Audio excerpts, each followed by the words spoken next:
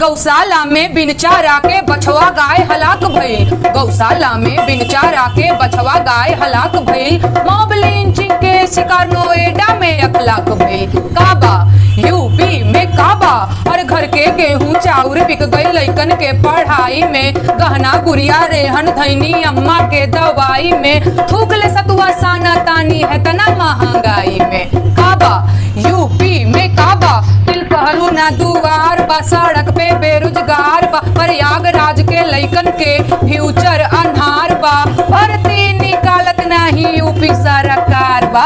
काबा UP में काबा और प्रशासन के खेल बा। नेतवन के संगे मेल बा। नौकरी चकरी मंगला पे नवहन के भेजत जेल बा। काबा यूपी में काबा। हेलो। और भाई साहब, राम राम, क्या हाल है भाई? भाई साहब सो के जग रहा हूँ और राइफल उठाए जा रहा हूँ। असला चुनाव में ड्यूटी करना, संभल जा रहा हूँ। अच्छा, संभल लगी है? हाँ, दूसरे चरण में संभल लगी। पहला पहले चरण तो भाई साहब बहुत जोरदार रहा। अरे नहीं। अपनी कसम झूठ ना बोल रहा हूँ। मथुरा में तो खाता ना खोल रहा बीजेपी को, अलीगढ़ मथुरा में। अरे अपनी कसम। और वहां में अलीगढ़ में खाली 1 सीट मिल सकते बस अच्छा। बीजेपी के।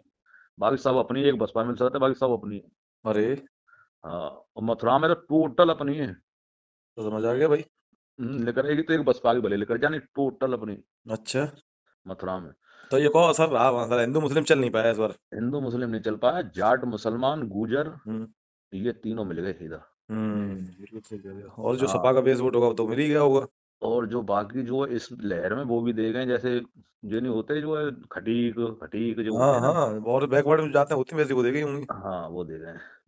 समझ गया मैं। कुछ कुछ ठाकुर वाकुर भी दे गए, एंटी वाले। अच्छा अच्छा अच्छा। कुछ ब्राह्मण भी दे गए 10%। समझ गया। जो लहर देख के चलते हैं। हाँ बिल्कुल सही कह रहे हो, तो हो जाता है। हाँ बिल्कुल, जो बीजेपी का सपा है 55 सीटों का अनुमान है मेरे सामने। अच्छा, 58 में से 55 सीटें लगभग। गजब यार। इनकी 53 आई थी, लेकिन मुझे लग रहा है 55 सीटों का अनुमान है। Very good. देखो अब ऊपर वाला क्या करता है। वैसे 40 तो बिल्कुल पक्की है, 40 तो कोई रोकने वाला नहीं है 58 अच्छा में से। अच्छा। हाँ, 58 में से 40। हाँ, बसपा से भी टक्कर है कई जगह। समझ गया। हाँ, फिलहाल बीजेपी का नुकसान ही है हर जगह। बीजेपी का नुकसान तो इससे इससे जो अगला चुनाव हो रहा है ना, हम्म जो दूसरे चरण का, हम्म। इसमें तो खाता भी नहीं खुलेगा कई जिलों में। बीजेपी का? हाँ, अरे अपनी कसम। Very good. अच्छा, संभल कब ड्यूटी है तुम्हारी? संभल में 14 तारीख की है, दूसरा चरण है। चलो बता ना फिर मुझे वहाँ की लोकेशन कैसे क्या रहता देखो, है। संभल, मुरादाबाद, सहारनपुर, रामपुर, हम्म अमरोहा। हम्म इसमें से मुरादाबाद में एक आध सीट भले आ जाए बीजेपी की, हम्म। एक आध सहारनपुर में भले आ जाए, बाकी हम्म। खाता नहीं खुलेगा किसी भी जिले में। अरे सही बता रहा हूँ। बड़ी बिल्कुल खराब पक्की स्थिति रिपोर्ट होगी समझना बीजेपी की। भाई साहब। बिल्कुल पक्की रिपोर्ट समझना मेरी। अच्छा हाँ, जाट जा जाके प्रचार कर रहे हैं। अच्छा। अपनी कसम। कैराना पे सीट पे जो बवाल चल रहा है ना, कैराना पे, हाँ। उस पे तो इतनी भयंकर बड़ी जीत होगी अब कि रिकॉर्ड टूट जाएगा। अच्छा हाँ, और संगीत सौ मार रहा है मेरठ से, अतुल प्रधान जीत रहा है। अच्छा।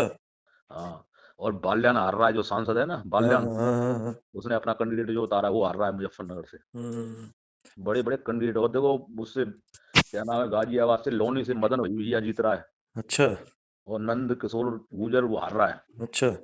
और देखो उससे क्या कहते हैं, यहाँ से जे इसका राजनाथ सिंह का लड़का नहीं है, राजनाथ सिंह का, हम्म। वो हार रहा है।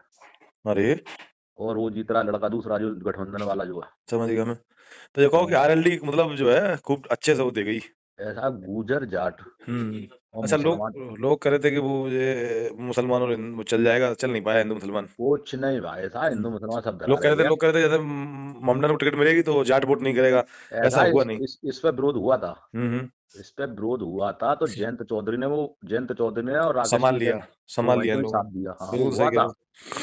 हो। वो हुआ था उसमें, जो है विरोध जो है। हम्म। अब देखो, रामवीर उपाध्याय तक हार रहा था सादाबाद से के चुनाव। अच्छा। हाँ बिल्कुल, जमाना जब थोड़ी रामवीर उपाध्याय भी हार रहा चुनाव। हम्म। हाँ, लोक दल गठबंधन नहीं जाएगा। हो गया। Good day folks. आज दूसरा चरण है यूपी में, बहुत महत्वपूर्ण। फिर गोवा है, फिर क्या कहते हैं, उत्तराखंड है। बहुत महत्वपूर्ण चुनाव के दिन है आज। और ये जो आपका अभी आपने ऊपर से टेप सुनते आ रहे होंगे, जो अभी these are unsubstantiated tapes, it's between a cop who was on duty, UP cop who was on duty, and government officials saying that things are looking really, really bad, even worse than all of us have thought in the first phase and second phase. Probably will follow suit. And you got to understand this, right? First phase, it was all about the BJP and the Chanakya's moves to create a dhuvikaran between Hindu and Muslim, basically Jats, right? Break the Jats, divide it all. Didn't happen.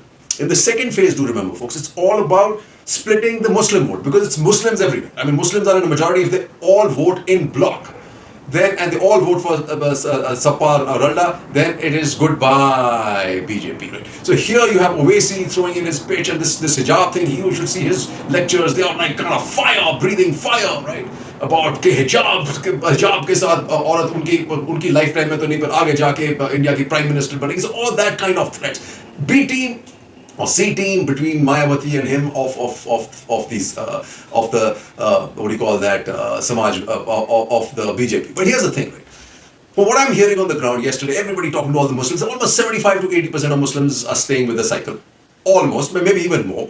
And do remember, last time this was split. Secondly, the Jat are 50-50 here, because these guys were far away and a lot of them didn't travel for the Andolan at the border. However, even 50-50 is critical, because last vote, 95% were with the BJP. Saini generally have stayed with the BJP, but because of Dr. Saini having moved from the BJP to the Sapa, there is also 10% sand in this vote pack. So all in all, trouble for the BJP. And what do we have here? In SP stronghold, PM says people of UP are united against rioters. After first phase of voting, BJP leaders left court, says Akhilesh. But they were, if you heard the guy before, Sangeet Som, the face of the Danga Prasad in Muzaffarnagar, also in trouble. MLA Sangeet Som booked for slapping poll official, obviously because he's losing. Diners sleepless after phase 1 of UP poll, says PM. I'm told he's sleepless, right? BJP Congress fight for Uttarakhand, Goa and Valentine Days. What? Focus on BJP's outreach to Muslim women. Now this is going to be the biggest dhakka. Not only Muslim women, all women now have broken away from Prime Minister. They don't think he's the ultimate, because they've seen how women have been treated in the last 5 years. UP Minister alleges capturing DM, refutes claim, and this is Suresh Rana. So now he is going after the DM and he's losing, right? Improved law and order development, dominating issues at 4 Jhansi states. BSP candidate asks voters to back BJP, audio clip goes viral. Now this, folks, is the important part. This clip has gone viral, and this has moved all the Muslims towards Samajwadi Party. UP's perfume capital Kannauj heads for a close battle between BJP and SP. Here BJP made a big mistake but nailing their own jail. Stunning observations by Supreme Court on notices, says UP. India will be run by constitution, not Sharia, says Yogi. So Yogi is all about Sharia and Sharia. BJP's support base covers all sections, says Shah. And the biggest liar of them all, the Chanakya. जबकि कांग्रेस मात्र 11 सीटों पर सिमट गई थी। कांग्रेस इससे पहले सरकार में थी, लेकिन परिवर्तन की डिमांड और उस परिवर्तन में जबरदस्त जीत हुई थी बीजेपी की। क्या इस बार बीजेपी उसी जबरदस्त जीत की ओर बढ़ रही है? पिछला 3 आंकड़ा जो हमारा है वो तो नहीं कहता है। ये आंकड़े क्या कहते हैं, आइए वो भी स्क्रीन पर लेकर आते हैं और चर्चा को आगे बढ़ाएंगे। मणिपुर भी जाएंगे, गोवा भी जाएंगे, पंजाब भी जाएंगे और उत्तर प्रदेश भी जाएंगे, लेकिन उत्तराखंड में कितनी सीटें बीजेपी को मिल रही हैं, कितनी सीटें इंडियन नेशनल कांग्रेस यानी कि कांग्रेस पार्टी को मिल रही हैं, और अदर्स के खाते में वहां इस बार आम आदमी पार्टी भी दमदारी के साथ चुनाव लड़ रही है और सैनिकों का मामला भी है। इन तमाम चीजों को सामने रखते हुए मद्देनजर क्या उत्तराखंड में आम आदमी पार्टी या अदर्स जो हैं वो भी कमाल करेंगे? आइए एक बार उत्तराखंड 70 सीटें जल्दी से लेकर आइए कि हमारा आज का ओपिनियन पोल क्या कहता है। देखिए, हमारे आज के ओपिनियन पोल के हिसाब से कांग्रेस जबरदस्त मजबूत यहां होती हुई दिखाई दे रही है। 44 से 46 सीटें उत्तराखंड में कांग्रेस को सरकार बनाने के लिए 36 सीटें चाहिए। 36, 35 और 1 36, 70 कुल, और 44 से 46 सीटें यानी 45 सीट अगर इस दोनों का मीन निकाले तो। और इधर बीजेपी आधे से भी कम सिमट कर रह गई है, 22 से 24 सीटों पे, मात्र 22 से 24 सीटें, और अदर्स के खाते में 1 से 3। यहां आम आदमी पार्टी और तमाम जितने भी हैं सबको मिला लीजिए तो 1 से 3, और इन दोनों का मीन अगर निकालिए तो 2। तो इस हिसाब से अगर 70 सीटों का आप देखिए तो यहां फुल मेजोरिटी के साथ कांग्रेस पार्टी सरकार बनाती हुई दिखाई दे रही है। सीधा आना चाहूंगा प्रशांत टंडन जी आपके पास, इन आंकड़ों को देख करके क्या कहेंगे?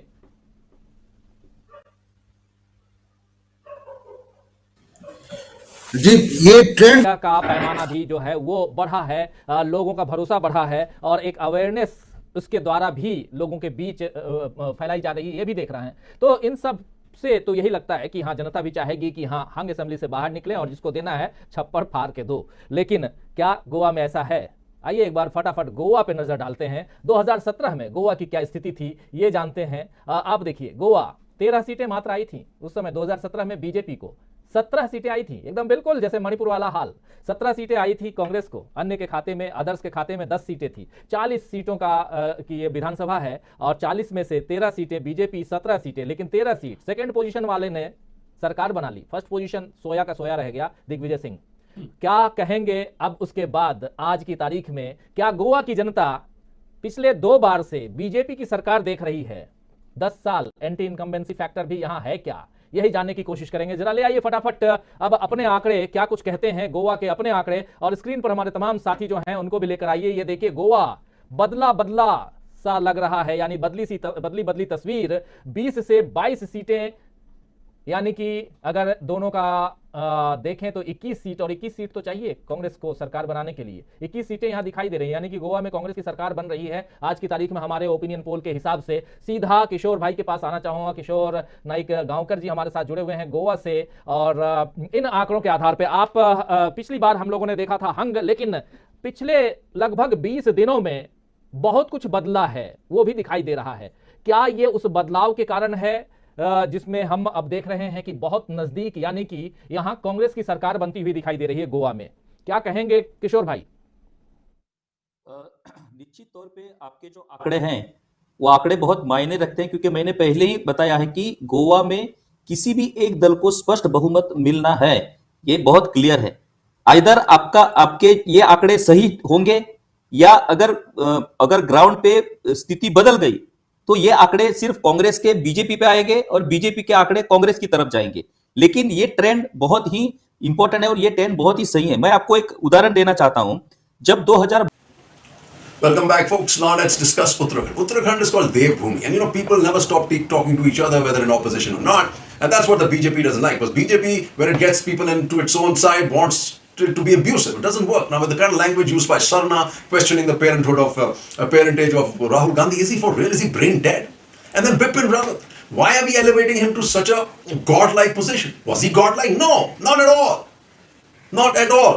If he had the surgical strike against him, for him, then he had Galwan that was totally against him. He let us down. In his leadership, that Galwan happened. Does anybody realize that? Know that? But doesn't nobody care, right? Born to remember, folks. Bad language. One guy said, "Dhobi ka calls Harish Rawat, kya kehte hain, kutta na dhobi ka na ghat ka." Is he for real? But history is going to repeat itself in Uttarakhand. 42 to 44 seats, as you've seen, to the Congress. Okay. So what do we have? A Congress banks on anti-incumbency in Hill. State as AAP entry makes three-way fight. Congress misinterpreting my remarks on Rahul says Hemanta.